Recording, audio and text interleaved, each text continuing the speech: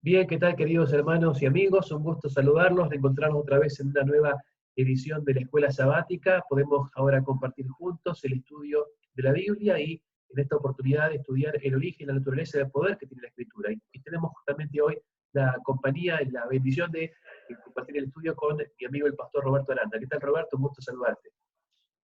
¿Qué tal, Pastor Edgardo? Una alegría poder compartir hoy a la mañana la escuela sabática para todos los hermanos. Espero que pueda ser de gran bendición porque la idea es simplemente hacer un repaso breve de algunas consideraciones que durante la semana ya se debieran haber estudiado y que corresponden a algo muy lindo que es el estudio de la palabra del Señor, especialmente, como estamos viendo ahora en pantalla, el origen y la naturaleza de la Biblia. Así que es un tema, obviamente, que esperamos que pueda llegar a ser conocido para la hermandad, pero no es para nada simple, un tema muy profundo, muy amplio, en donde se puede abundar mucho y se puede crecer mucho también. Exactamente, y uno se preguntaría, bueno, la escuela sabática tratando temas tan elementales, justamente por eso, por la importancia de que hoy lo más elemental no es lo más conocido, el hecho de que la Biblia sea la única fuente de consulta, la principal fuente de consulta para para las personas, es algo que en el mundo no corre y a veces la iglesia puede verse infiltrada por algún tipo de idea, filosofía o práctica que no es según lo que aprueba la Biblia. Por eso es muy importante tener las bases bien seguras y a eso vamos a abocarnos en la lección de esta semana. Bueno, como vemos aquí en la primera parte, queremos en esta semana estudiar 5 aspectos principales de la lección que tienen que ver con la revelación, cómo la Biblia fue puesta al alcance del ser humano, la inspiración, cuál es la diferencia entre revelación e inspiración, veremos enseguida, cómo fue la escritura de la Biblia, el mensaje, el poder, el impacto de la palabra en nuestras vidas y, por supuesto, la interpretación de todo eso que ha sido escrito. ¿Querés leer, Roberto, lo que introduce allí en Primera de Tesalonicenses, por favor?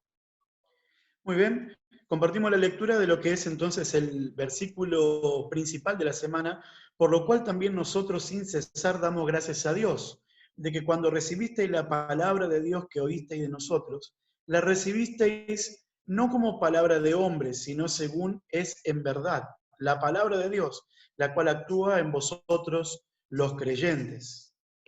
Qué importante es tener esto en cuenta, ¿no es cierto? Que la palabra fue traída por los hombres actuaron, fueron los medios por los cuales esta palabra llegó, pero no es palabra de hombre, ¿no? Es palabra de Dios.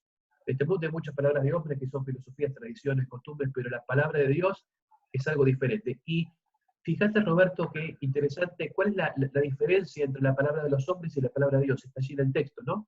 La palabra de Dios es la que actúa, ¿no? ¿Dónde? Actúa en las vidas de los creyentes, en la vida de la iglesia, ¿verdad? Qué hermosas palabras, ¿no es cierto? Fue escrita por personas humanas, pero tiene origen divino, y ese proceso justamente es el que queremos estudiar en este repaso. Bueno, ¿cuál es la diferencia entre revelación e inspiración? Es una gran pregunta que siempre se estudia mucho en los seminarios y también tenemos que estudiar acá. ¿Cuál es la diferencia, Roberto, entre revelación e inspiración? Por supuesto que es amplia la diferencia, porque la revelación es lo que el Señor le ha mostrado a la persona, y la inspiración tiene que ver con el proceso a través del cual esa persona lo va a llevar hacia el conocimiento a los demás de la voluntad de Dios o de lo que ha sido revelado. En el caso del texto que estás presentando en pantalla, dice: nunca la profecía fue traída por voluntad humana, sino que los santos hombres de Dios hablaron siendo inspirados por el Espíritu Santo. O sea, aquí claramente Pedro, al hablar de la profecía, al hablar de una revelación, dice que no tiene origen en la voluntad del hombre, la revelación tiene un origen en Dios. Y la inspiración es un proceso a través del cual los hombres hablan por la fuerza, el poder, la guía del Espíritu Santo. Aunque son conceptos emparentados, conceptos paralelos de alguna manera, también tienen algunas diferencias, ¿no?, entre ellos.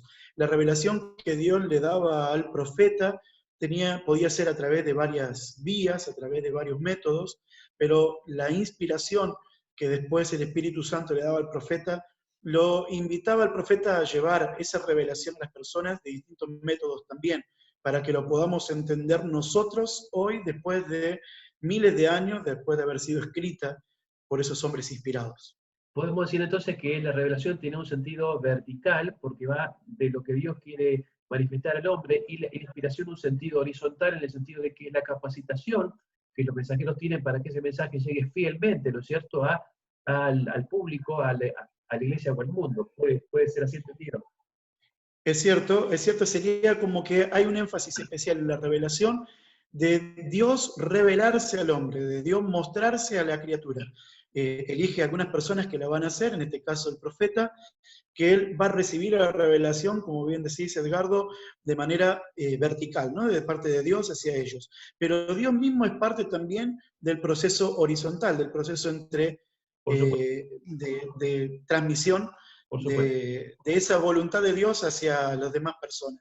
Si bien, claro que la vía conductora es el hombre, no es el hombre solo, sino inspirado por el cielo, dirigido por Dios mismo a través del Espíritu Santo.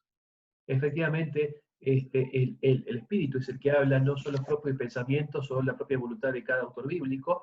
Ellos son el medio por el cual Dios da a conocer sus planes, sus propósitos para el mundo, y son los mensajeros que nos dan consejos totalmente fiables y autoritativos. La Biblia es útil, es un libro práctico, es un libro que tiene mucha profundidad, sabiduría, pero es una sabiduría que tiene que ver con la realidad del hombre, ¿no es cierto?, de la vida práctica del hombre, y también del destino y el rumbo que el hombre toma.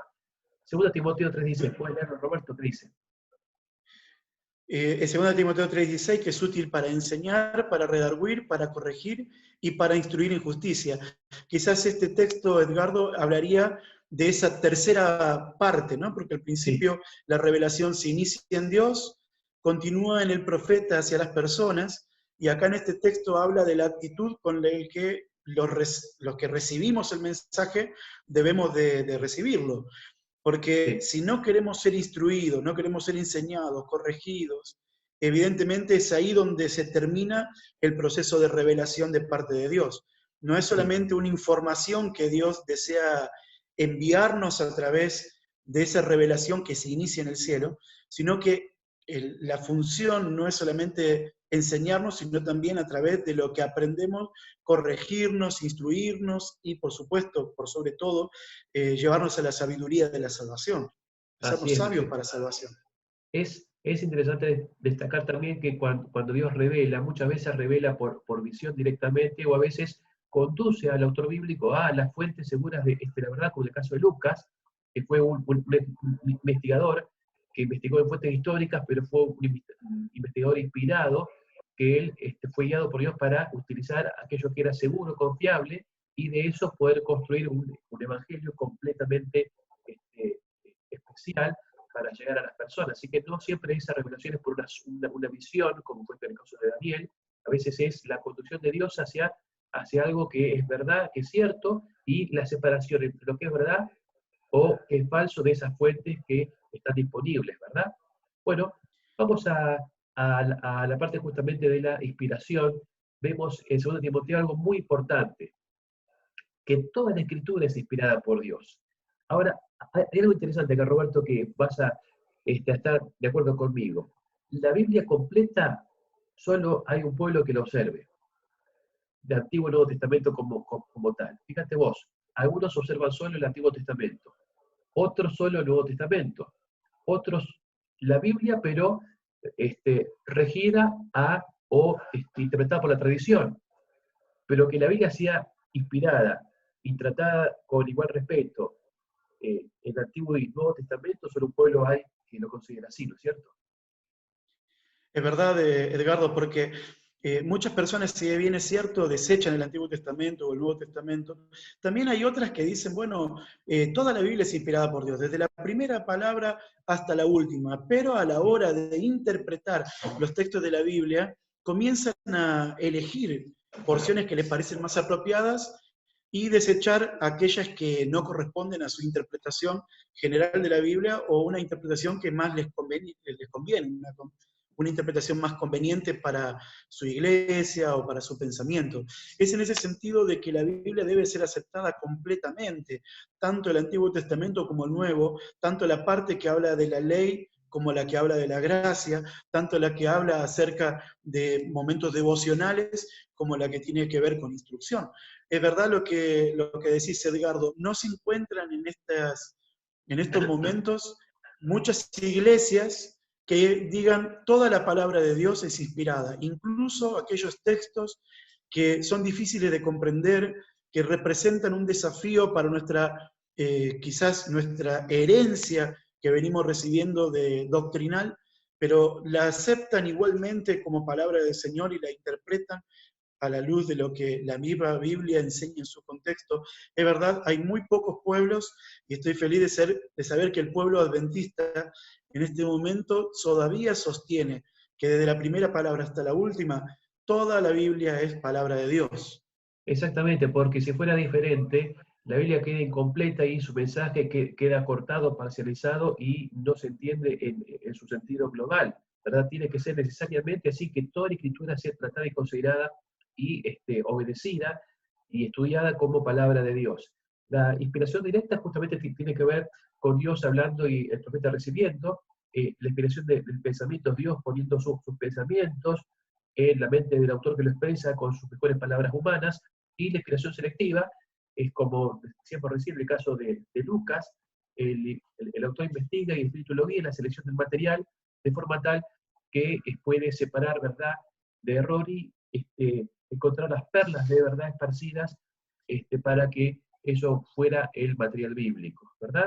Eso hace de la Biblia un libro completamente variado. ¿Por qué tanta variedad de géneros en la Biblia? ¿Por qué tanta variedad de autores, Roberto? Bueno, la variedad existe porque Dios la creó. Él no espera que haya uniformidad, ¿no? Y cada pensamiento de el carácter de cada uno de los profetas, Dios lo respetó. Su cultura, su conocimiento, su educación, fueron parte de lo que había dentro del profeta y no fue cambiado por Dios. Dios lo hizo depositario de una revelación, de una inspiración especial, y ellos con sus talentos, sus dones, su conocimiento, su capacidad, fueron utilizados por Dios como herramientas perfectas en sus manos, no porque ellos lo fueran perfectos, sino porque quien los utilizó fue perfecto para una obra maravillosa. Y con respecto a lo que estabas comentando acerca de estos modelos de inspiración, la inspiración directa, la inspiración de pensamiento, la selectiva, hay que hacer una salvedad importante, que en ninguno de los casos los profetas fueron plumas de Dios, fueron una lapicera de Dios, en donde No, el Señor les dictó lo que ellos tenían que decir, escribir.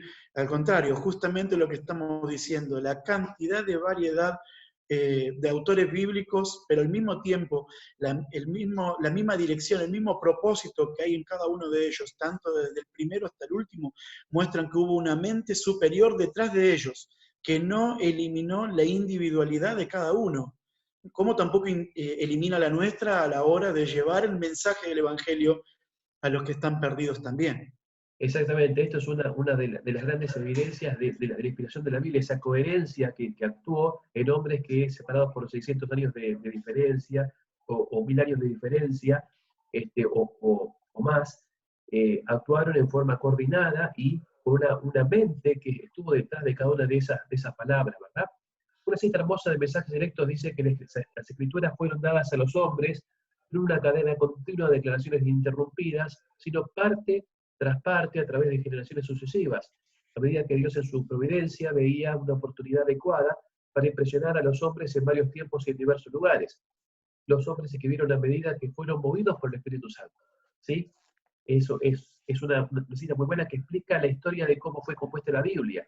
No fue en años sucesivos, ¿no es cierto? Fue con momentos especiales, incluso historias que tuvieron lugar en el pueblo de Dios y que de alguna manera expresaron hechos importantes del plan de salvación, ¿no es cierto? Muy bien, Sin avanzamos. duda que, sin duda que en la parte final de la cita, si podés volver un momento, por favor, Edgardo, cuando cierra esta cita, dice, los hombres escribieron a medida que fueron movidos por el Espíritu Santo. O sea, esa fue la tarea del Espíritu, la de estimular la conciencia, la de trabajar en favor de que las personas pudieran ser atraídas por Dios y al mismo tiempo guiadas por Dios, ¿no? Así que el profeta no fue dejado solo, no es que se le dio un mensaje o se le impresionó en su corazón, en su pensamiento, algo para decir, y Dios luego lo dejó a merced de su propio talento como para poder llevar este mensaje de la mejor manera, sino que también en el proceso de transmisión las personas fueron movidas por el Espíritu Santo, así como lo podemos ser hoy. También, al igual que los más grandes profetas, podemos ser movidos por el mismo poder del cielo a la hora de transmitir este mensaje poderoso que tenemos entre nosotros.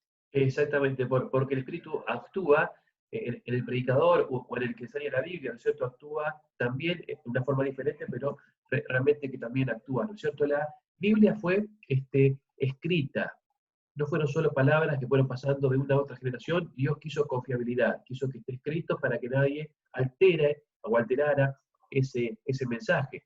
¿Quieres leer Jeremías 30, por favor? Sí, dice, así habló Jehová Dios de Israel diciendo, escríbete en un libro todas las palabras que te he hablado. Y acá una pregunta, ¿por qué no hubo Biblia antes de Moisés? ¿Por qué no hubo escritura antes de Moisés? ¿Y por qué sí empezó con Moisés? Es una pregunta que muchos pueden hacerse. Bueno, la verdad que podría hablarse mucho acerca de eso justamente, ¿no? Pero antes de Moisés había una sucesión de padre a hijos, tampoco había en algún momento registro de la escritura. La palabra del Señor nos habla acerca de aquel momento como que Moisés fue el primer profeta al cual se le encomendó escribir las palabras que hoy consideramos como el principio de la Biblia. Correcto. Yo estimo también que cuando la memoria humana fue empezando a decaer, fue empezando de alguna manera a limitarse, Dios entonces por misericordia buscó que el registro quedara escrito para que el ser humano tuviera siempre testimonio del plan de Dios para la vida humana, ¿no es cierto? Así Bueno, es, Edgardo, porque la tradición evidentemente se transmitía el mensaje de padre a hijo. Sin embargo, claro que con el tiempo había necesidad de que esa palabra pudiera tener un contundente escrito para que no se tergiversase de padre a hijo al transmitirlo solamente de memoria.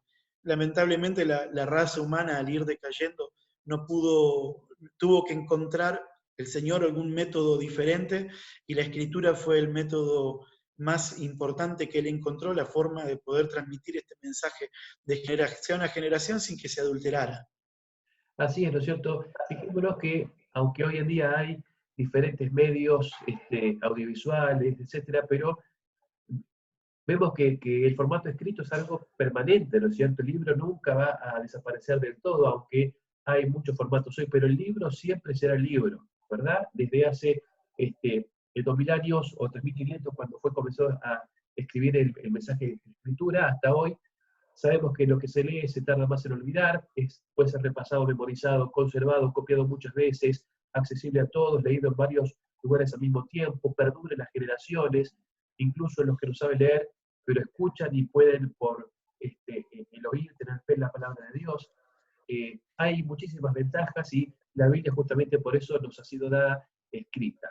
Bueno, En el día martes hay un pequeño parrafito muy cortito que dice, sí, ¿por qué Dios ordenó escribir sus revelaciones y sus mensajes inspirados? La respuesta obvia es para que no los olvidemos tan fácilmente. Claro que, como decías, Edgardo, es muy fácil olvidarse o recordar parcialmente lo que escuchamos. Es de ahí que tan importante sea que nuestra fe se base en la palabra escrita y no tanto en la palabra hablada. sí. Creo que en estos días que estamos viviendo esta condición tan sensible, ¿no?, para nosotros, estando en nuestras casas, por ahí uno puede sentirse tentado al estar escuchando, al empezar a escuchar sermones, videos, ver videos y demás. Todo ello es bueno y creo que suma, pero para nada reemplaza el estudio de la palabra escrita, justamente como lo que estamos hablando, ¿no?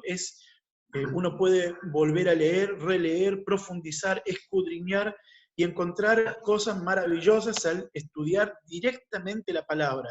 Si bien escuchar un sermón, ver una predicación o lo que fuere puede ser útil y suma, y nadie lo niega, para nada reemplaza el estudio personal de la Biblia escrita, la palabra de Dios escrita. Así es, ¿no es cierto? Por eso la Biblia ha sido escrita, pero la palabra es también Cristo, es el verbo, ¿no es cierto? El verbo hecho carne, en el principio existía la palabra, y la palabra estaba con Dios y era Dios, así que Cristo es el mensaje encarnado, Dios mismo hecho mensaje. Juan presenta justamente a Cristo, creando un paralelo entre Cristo y la Biblia. Ambos son de origen sobrenatural, ambos combinan lo divino y lo humano, porque hay una parte humana en Cristo, también en el mensaje bíblico, una parte divina en ambos.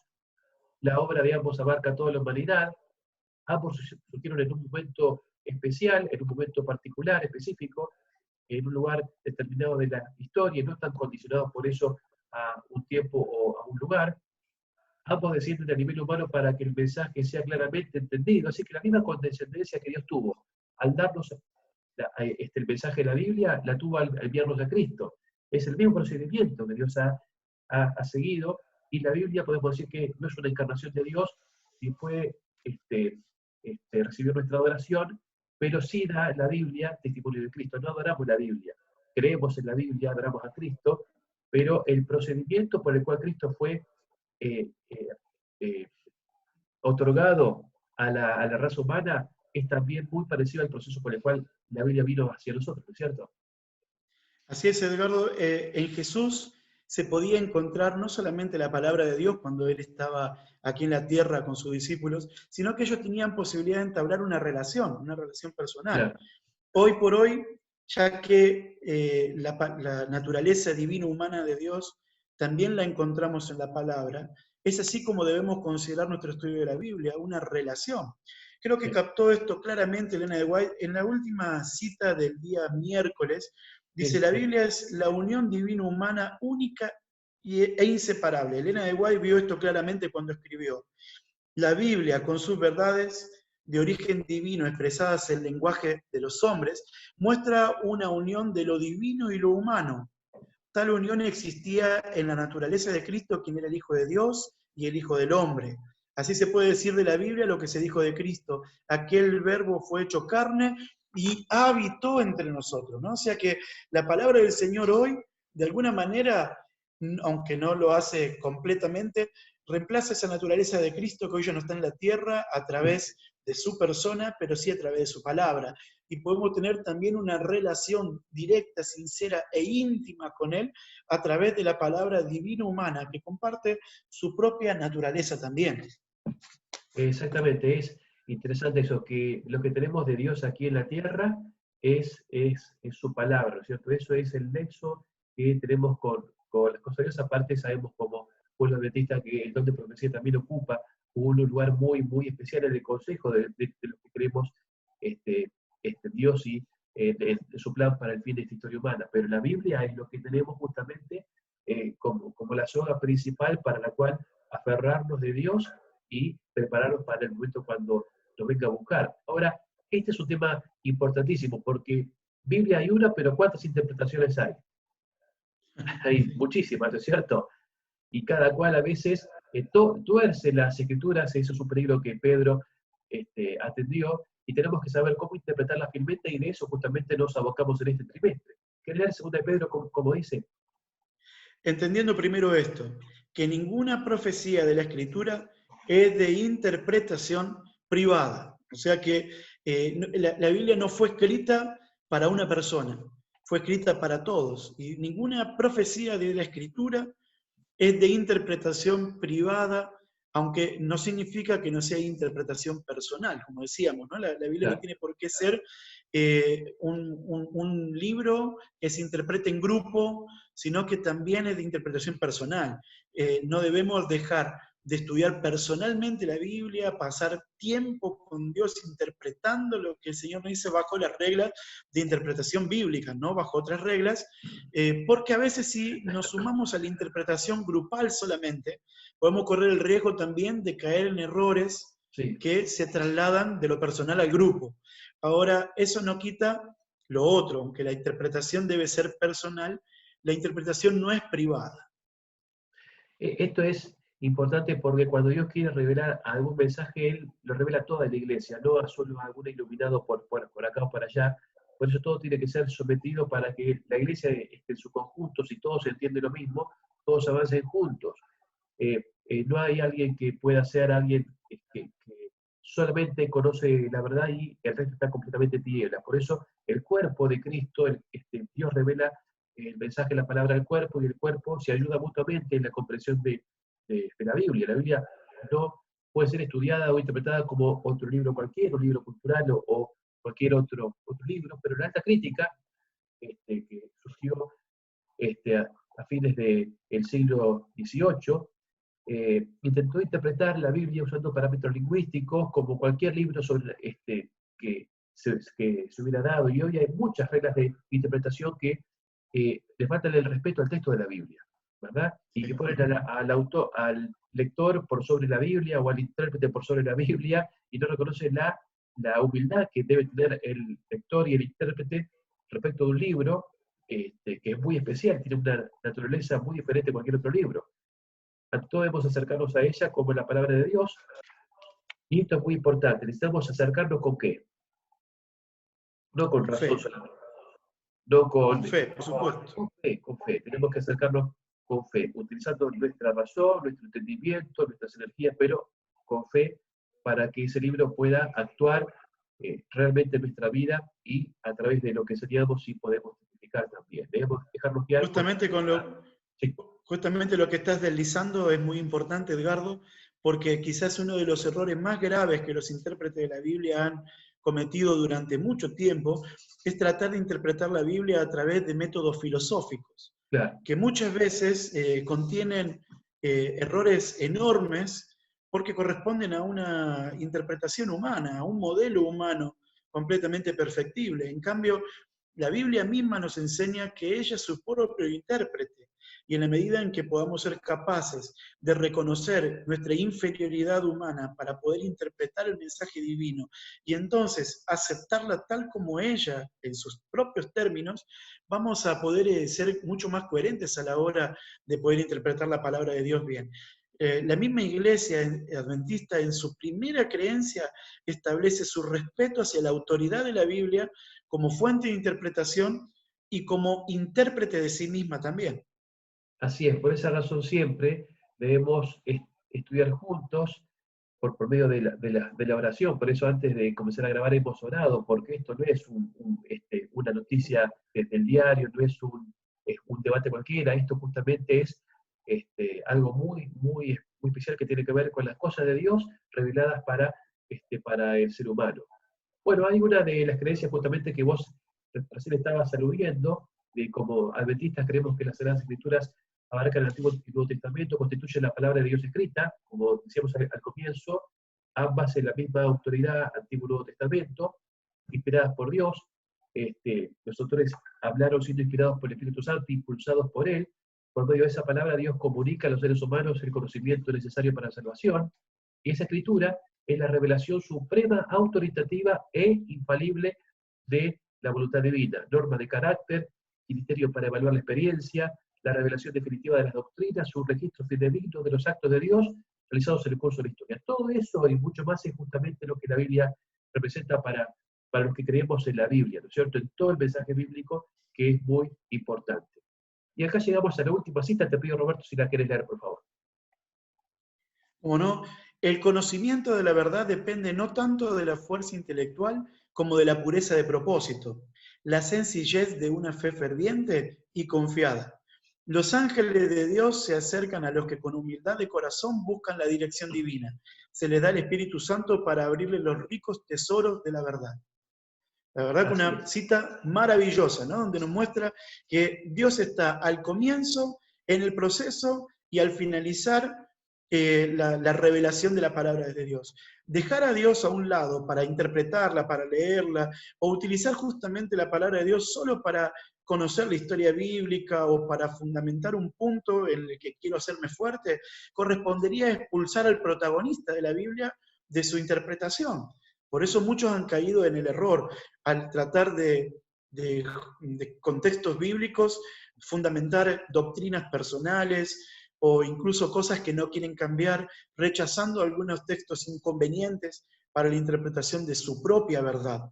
Dios está al principio de la revelación, durante el proceso y al final de su propósito, que es el de transformar nuestra propia vida. Y es ahí donde quería agregar una cosa más, Edgardo. Sí, cómo no. Para todos nuestros hermanos, si la Biblia solamente es un instrumento de Dios, para nosotros llega a ser un instrumento de Dios que nos enseña acerca del futuro y para interpretar nuestro presente, estamos careciendo de su propósito principal, que es el de establecer una relación con nosotros a fin de hacernos sabios para la salvación.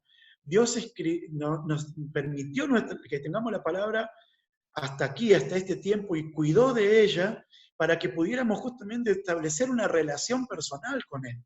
Si estamos fallando en esto, porque la palabra del Señor puede estar muy conocida, puede ser muy conocida por nosotros, de hecho, Satanás se la sabe de memoria la Biblia, pero para nosotros tiene que ser más que un simple conocimiento, tiene que ser un punto de partida para establecer una comunión especial con Dios, una relación de amistad con Él que me lleve a dejarme a un lado para que Él sea mi rey. Exactamente, con estas palabras hermosas vamos a concluir nuestro estudio, no sin antes orar agradeciendo a Dios por este estudio, ¿sí? Así que vamos a orar juntos. Querido Padre, muchas gracias por este repaso que hemos podido tener. Oramos para que la Escritura sea nuestro principal alimento, nuestro sustento y el medio por el cual tenemos una relación de crecimiento, de fe contigo y también podamos ser sabios para la salvación nuestra y también para compartir este mensaje hermoso con tantas personas que ignoran la fuerza, el poder y la verdad de la Escritura. Pido estas cosas agradecido por Jesús. Amén. Amén. Bien, queridos hermanos y amigos, gracias Roberto por por la participación. Estaremos compartiendo este video con todos los que quieran tenerlo a través de nuestros canales. Que tengamos un lindo sábado y muchas gracias por haber compartido junto con nosotros la Escuela Sabática. Bendiciones para todos. Muchas gracias. Muchas gracias, Edgardo, también por la buena voluntad de siempre. Les mando un abrazo enorme a todos los hermanos que han podido revisar el video y ojalá que pueda ser de bendición para sus vidas y para sus familias. Que el Señor los bendiga enormemente a cada uno y que tengan un feliz sábado. Feliz sábado, gracias.